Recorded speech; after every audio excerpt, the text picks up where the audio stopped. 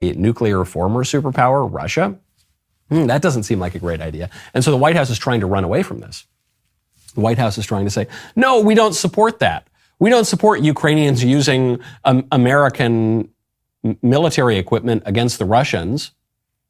Wait, what? Then why did we give them the military equipment? Well, no, we support them using the American military equipment against the Russians on Ukrainian soil, but not on Russian soil. Do you think that's how war works? Do you think you can give a nation all sorts of equipment and say, okay, but here are the very special rules you've got to use? Especially a country in this corrupt part of the world, in Eastern Europe, Ukraine, not exactly the most transparent, well-run country ever, in a fight for its life against Russia. You really think that that's what's going to happen? It's almost as though war has unintended consequences, and it's almost as though the people leading us are absolutely feckless and sleepwalking us into World War III. The Prime Minister of Georgia, not the state, but the country, Prime Minister of Georgia was just asked for his take on the hostilities in Ukraine. And you could tell he's a little bit uncomfortable saying this.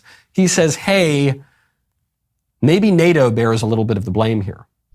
Why do you think Russia launched that invasion of Ukraine in 2022? I think everybody knows the reason. I'm not sure I do. What do you think it is? I think you know it well, and the audience knows it. One of the main reasons was NATO, right?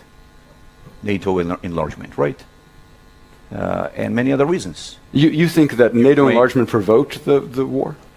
Well, I don't want to speculate, okay? And I don't want to quote the statements of the Russian government. But one of the reasons was Ukraine's will and determination to become a member of NATO. So therefore, we see the consequence. Okay, now what a lot of people in the West, especially in the liberal establishment, are going to say is this Prime Minister of Georgia, he's just repeating Russian propaganda. He's trying to blame Putin's invasion of Ukraine on NATO. Well, it's not just the Prime Minister of Georgia, who clearly doesn't want to irritate NATO too much here, but he's giving his view on what's going on, and he's obviously an Eastern European who's got a particular view of this thing. But it's not just him who's saying this. I was warning about this at the outbreak of the hostilities. You know, I hate to say I told you so.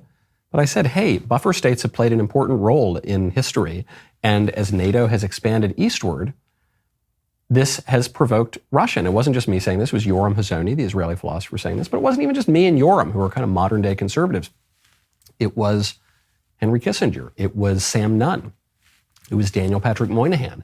It was George Kennan, the author of The Long Telegram, one of the architects of American Cold War policy. This was going back all the way to the 90s.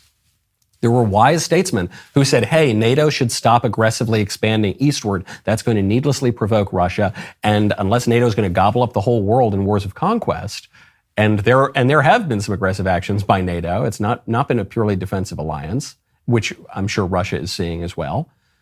If NATO is going to keep expanding eastward, that is going to create a precarious situation. It's going to provoke a war. And then what happens? Russia, which already wanted to enlarge itself again to reclaim some of the territory of the Soviet Union, which Vladimir Putin says the collapse of the Soviet Union was the greatest cataclysmic event of the 20th century. So you've got that desire there. All of a sudden, things start to spin out of control. All of it was predictable.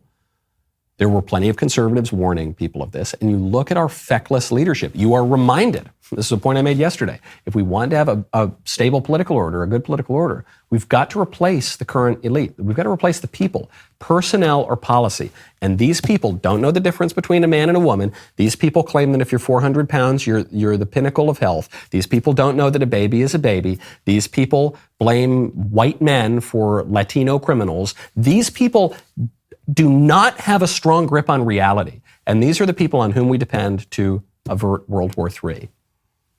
Not a great situation to be in. Now, today,